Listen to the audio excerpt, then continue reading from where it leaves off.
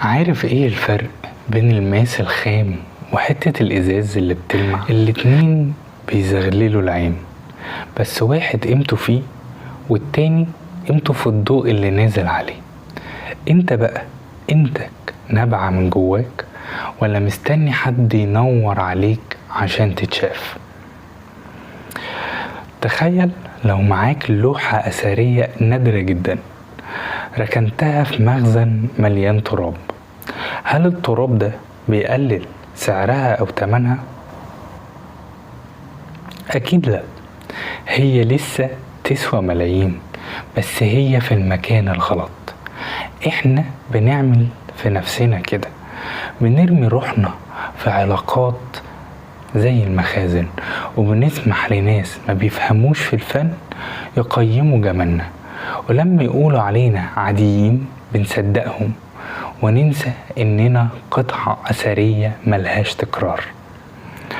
اكبر غلطة بنقع فيها هي اننا بنحاول نبقى نسخة من حد تاني، بننسى ان العملة المزيفة بتبان لمعة وجديدة بس ملهاش قيمة في البنك.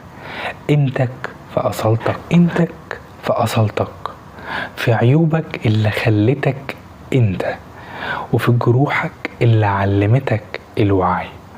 ما تدفنش نفسك عشان تبقى شبه حد تاني، لأن العالم مش محتاج نسخة تانية، العالم محتاجك انت الحقيقي، انت الحقيقي. اللوحة الغالية دايما بيبقى ليها برواز وممنوع اللمس. البرواز ده هو حدودك. لما تسمح لكل من هب ودب يتدخل في خصوصياتك أو يستهلك طاقتك أو يكسر مقاديرك، انت هنا بتشيل البرواز وبتقول للناس بوظوا فيا براحتكم. كلمة لأ هي اللي بتحافظ على ألوانك من البهتان. ليه دايما بنرضى بالفتافيت؟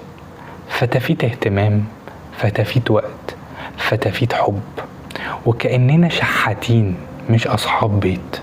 الوعي الحقيقي بيبدأ لما تدرك إنك تستحق الترابيزة كاملة، الوجبة كاملة، مش كبرياء لكنه إدراك لمكانتك عند اللي خلقك.